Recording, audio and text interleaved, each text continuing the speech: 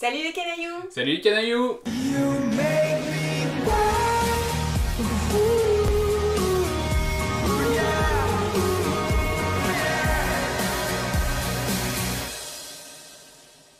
Alors aujourd'hui on se retrouve, donc ça fait longtemps qu'on n'a pas fait une petite vidéo pour vous. On a vu énormément de choses, mais là on va commencer par une série qu'on vient de finir à l'instant parce qu'on s'est dit voilà, là on veut en parler maintenant. On était il y a 5 minutes, on était dans le salon. Maintenant nous sommes ici dans notre nouveau studio.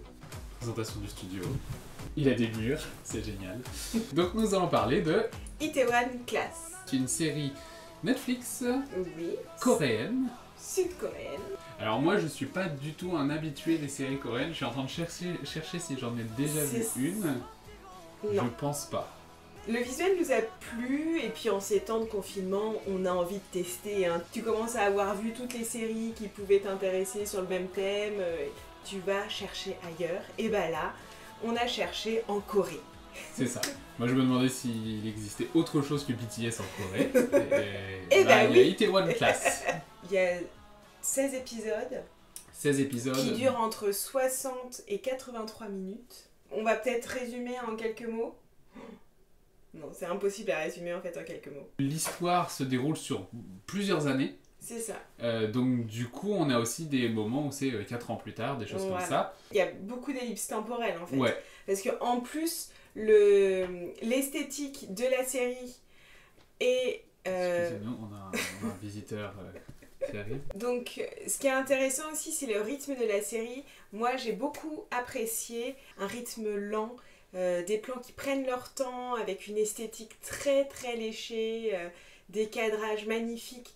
En fait, on sent l'esthétique asiatique parce que dans les cinémas japonais aussi, on a beaucoup ça, des plans assez larges avec une composition dans le cadre.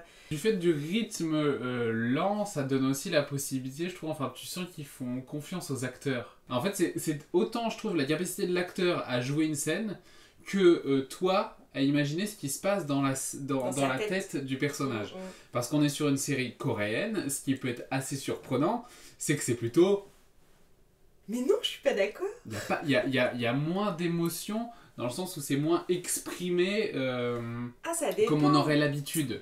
Ça dépend parce que, oui, forcément, nous, avec notre regard occidental, on a des codes qui ne sont pas les mêmes. Mais je suis pas d'accord, je trouve qu'ils ont énormément de subtilité dans le regard. J'ai pas dit que ça n'exprimait rien, c'est juste qu'il faut du temps pour pouvoir déceler des émotions. Le personnage principal, Park Se-ro-yi, il est quand même plutôt renfermé. Il n'exprime pas vraiment ses émotions, mais n'empêche que tu lis des choses sur son visage. Mais pour ça, tu as besoin de le plan de 10 secondes sur son visage, et tu l'apprécies parce que justement, tu essaies de lire dans ses yeux quelque chose. Tu essaies de, comme les autres personnages autour de lui, en fait. Et des fois, tu dis, est-ce que j'ai perçu ce que je pense que j'ai perçu? C'est l'histoire de Park Se-ro-yi. Vraiment, c'est une grosse partie de sa vie. On le suit et en fait, on apprend aussi à le comprendre, à percevoir ses émotions et à comprendre ses choix. Et ça, c'est vraiment intéressant. On n'a pas du tout parlé du style en fait de la série. Ça va être très péjoratif, je pense, pour plein de personnes. Mais un style un peu les feux de l'amour. Mais n'importe quoi. Pas dans la façon de filmer, mais dans ce que ça raconte. Non. Ce qui est intéressant, c'est qu'on découvre aussi toute une culture du travail, de l'amour. En fait, ils ne se touchent pas, ils ne s'embrassent pas. Le rythme du film, que ce soit au niveau du travail en fait, ou des relations entre les personnages, le rythme n'est pas du tout le même que celui qu'on a, nous, occidentaux. Ne vous attendez pas à ce que deux personnages couchent ensemble dès le premier épisode, ça n'arrivera pas. En fait, c'est une série sur la complexité des émotions, sur la complexité des relations humaines. Le personnage se construit par son travail d'abord. C'est ça. Et tu sens que c'est tout le monde comme ça. Enfin, c'est au cœur de la société sud-coréenne. Enfin, en tout cas, c'est le point de vue de cette série-là. Et autour de ça gravitent les relations humaines. Et on sent bien que, justement, c'est en tension continuelle entre... qu'est-ce que je préfère? Je favorise mes amis, les relations humaines, mes amours ou ma société, etc. Il faut savoir que cette série, elle est tirée d'un webtoon. Un webtoon? Mais qu'est-ce que c'est, Manuel? Eh bien... En fait, c'est des comics books des BD qui sont sur internet, gratuits, où tu peux les lire. Un free comics. C'est très très populaire en Corée du Sud. On retrouve le graphisme, le côté dessiné dans le générique. La note technique, je lui mettrais un 9 sur 10. J'ai vraiment adoré les couleurs qui sont très saturées, on a l'esprit comics. On a aussi un travail de la lumière qui est magnifique. Il y a une scène avec les phares de la voiture qui se déroule en fait devant une voiture la nuit, devant les phares de la voiture, mais c'est juste magnifique quoi. On a peu de profondeur de champ, ce qui fait que le décor est souvent flou, souvent c'est la ville, et ça fait des petits halos derrière. Des bokeh. Ça fait des bokeh derrière les personnages, c'est très beau. Des cadrages qui sont comme des tableaux, c'est juste magnifique, on dirait un peu du Edward Hopper. C'est beau parce que ça prend le temps de justement travailler les cadrages, juste les placements des personnages dans l'espace, qui parlent justement de leur relation en fait. J'enlève un point pour le côté jeu de l'acteur de certains personnages que j'ai trouvé trop exagéré à mon goût. Après forcément c'est une esthétique aussi culturelle, ça je le sais, mais le grand patron je le trouve trop exagéré. J'arrive pas à savoir qu'est-ce que je lui mets comme note technique. C'est exactement comme ce que j'aimerais faire quoi. Mais oui c'est ça. Je veux dire c'est hyper propre.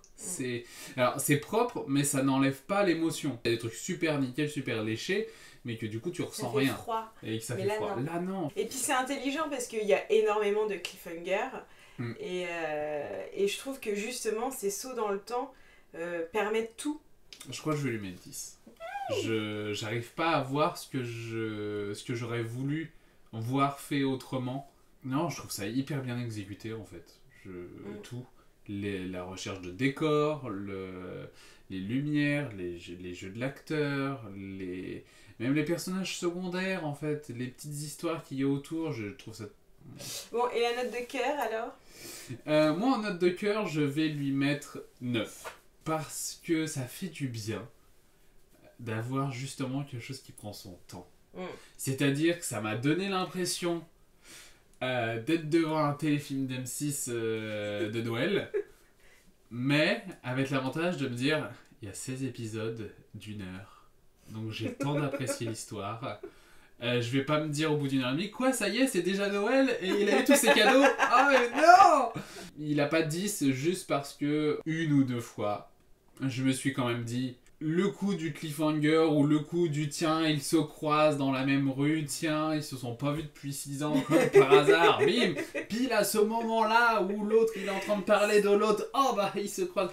Alors après ça fait partie du style, c'est-à-dire qu'on sait qu'on nous raconte une histoire à aucun moment, je veux dire il y a tellement de choses et de méli-mélo dans les histoires et tout que tu sais parce qu'un tel il est amoureux d'un tel qui lui-même est amoureux d'un tel qui est amoureux d'un tel qui fait une boucle qui machin, enfin non mais c'est vachement bien, c'est hyper intéressant, mais tu sais qu'on te raconte une histoire, c'est pas fait pour être hyper réaliste et tout.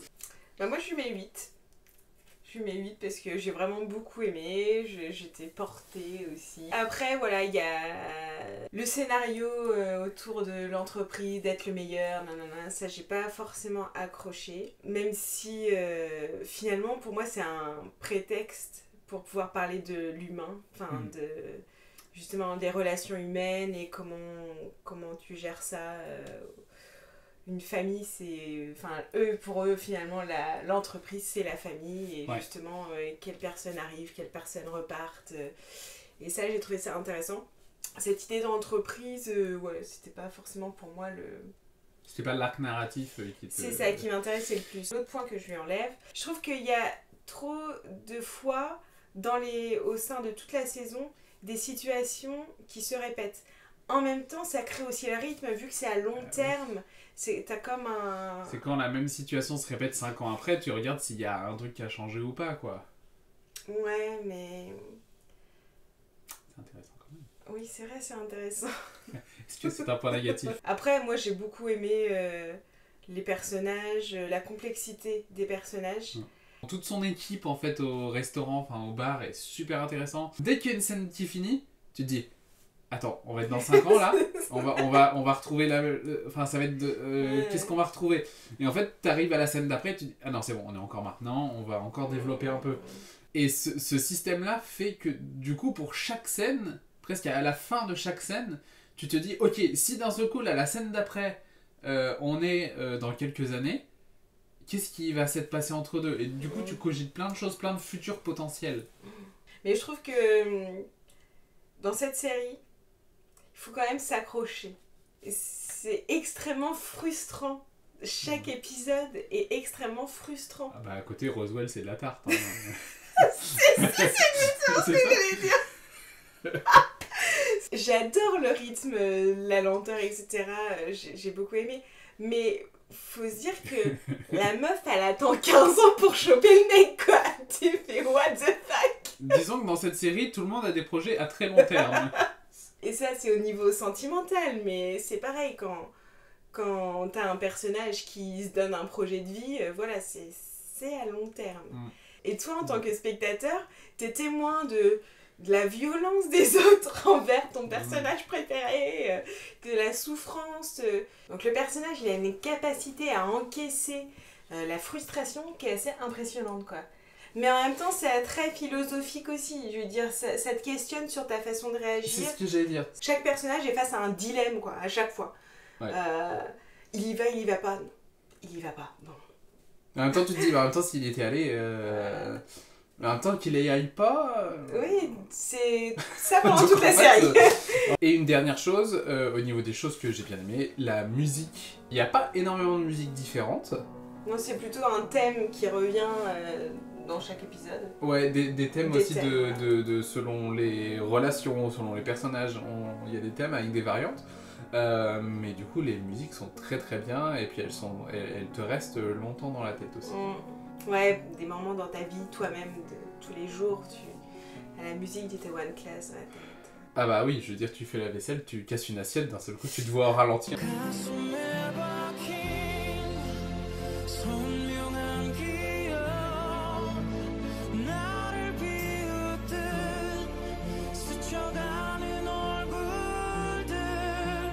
J'adore les slow motion qu'il y a dans la série, c'est trop bien. Juste même quand un personnage écoute en slow motion, je trouve ça trop bien. Juste tu vois le clignement des yeux qui fait... Mais oui, mais c'est génial, j'adore. Voilà les canailloux, dites-nous ce que vous en avez pensé. Regardez-la, vous testez si l'esthétique vous plaît. C'est particulier, hein, mais voilà. Ne restez pas sur quand j'ai dit ça ressemble au feu de l'amour, partez pas là-dessus. Faites-vous votre propre avis, c'est mieux. Profitez du confinement pour binge-watcher un max, sachant qu'il y a Disney+, qui est sorti il y a pas longtemps. Ça sent de la critique Hannah Montana. Wouh. Parce que t'as eu un dans la voix, c'était horrible. Non. Vas-y, repars sur Disney, le confinement. Profitez du confinement pour binge-watcher un max. On s'est retenu durant 16 épisodes du T1 Class. Du coup, là, ça sort. Hein. Est-ce que tu rigoles pas beaucoup? Ciao les canailloux et à la prochaine pour de nouvelles vidéos. Bisous les canailloux.